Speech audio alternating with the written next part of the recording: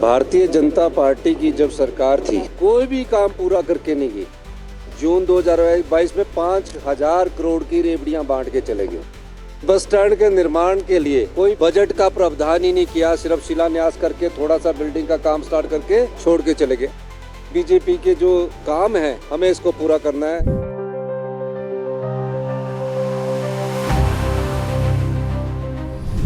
हिमाचल प्रदेश के मुख्यमंत्री सुखविंदर सिंह सुक्खू ने 2 दिसंबर को शिमला में अंतर्राष्ट्रीय बस अड्डा ढली का उद्घाटन किया और साथ ही ढली स्थित सब्जी मंडी के विस्तारीकरण का भी शिलान्यास किया, जिसमें कांग्रेस के कई बड़े नेता भी शामिल थे।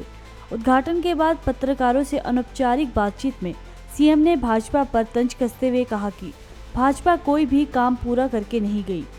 जून 2022 में 5,000 करोड़ रुपए की रेवड़ियां बांटकर चली गई, फिर भी जनता ने कांग्रेस को सहयोग दिया। ढली बस अड्डे के लिए कोई भी बजट का प्रावधान नहीं किया और शिलान्यास करके चली गई। ऐसा ही हाल ठियोग बस अड्डे का है।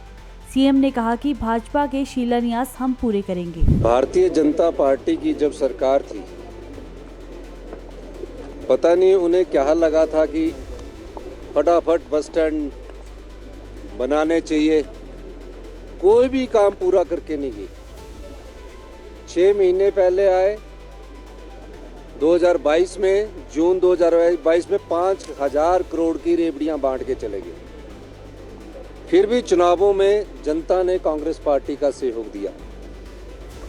इस बस स्टैंड के निर्माण के लिए कोई पैसे की उन्होंने बजट का प्रावधान ही नहीं किया, सिर्फ शिलान्यास करके थोड़ा सा बिल्डिंग का काम स्टार्ट करके छोड़ के चले गए। ऐसा ही हालत इनके ठियोग के भी थे।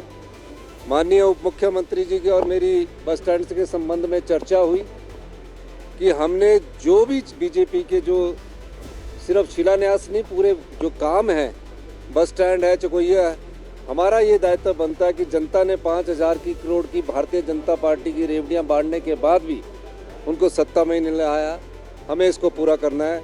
और हमने तुरंत प्रभाव में पिछले वर्ष भी 5 करोड़ और इस वर्ष भी 5 करोड़ जारी करके 13 करोड़ रुपए में इस बस स्टैंड का निर्माण किया है और 24 करोड़ रुपए की एक आधुनिक वर्कशॉप जो है वो इसके ऊपरले स्थान पर बनाई जा रही है। तो मेरा मानना है कि पिछली भारतीय जनता पार्टी की जयराम ठाकुर जी की सरकार ने जो सत्ता को, जो जनता को डबल इंजन की सरकार कहकर झूठ बोला, ठगा, जिसके कारण आज हमें सारे कार्यों को तीव्र गति से करने का अवसर प्रदान हुआ और हम तीव्र गति से ये अवसर प्रदान कर रहे हैं। इसी के साथ उप मुख्यमंत्री मुकेश अग्निहोत्री ने कहा कि जल्द हिमाचल की सड़कों पर 300 इलेक्ट्रिक बसें दौड़ेगी। HRTC जो है 50वें साल में प्रवेश की है और गोल्डन जुबली ईयर चल रहा है, तो हमारी कोशिश है कि इसमें जितने भी पैसे की ज़रूरत है HRTC को मुहैया करवाई जाए, चाहे इसके बस अड्डों का निर्माण है, चाहे इसकी वर्कशॉप्स का निर्माण है, चाहे बसों की खरीद है। आपके सामने अभी हम कल परसों में ही हमें 250 डीजल बसेस की खरीद की स्वीकृति पर हासिल हो गई है। तो ये 36-37 सीटर जो बसेस हैं वो 250 डीजल की बसेस हम तत्काल जो है विद इन अ मंथ और 1.5 मंथ हम पहुंचा लेंगे।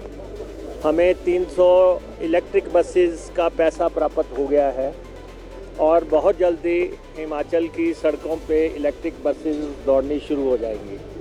हमें जो इलेक्ट्रिक स्टेशंस एंड वर्कशॉप्स के लिए लगभग 110 करोड़ रुपया प्राप्त हो गया है और हम उससे स्टेशंस बनाने का काम शुरू कर देंगे।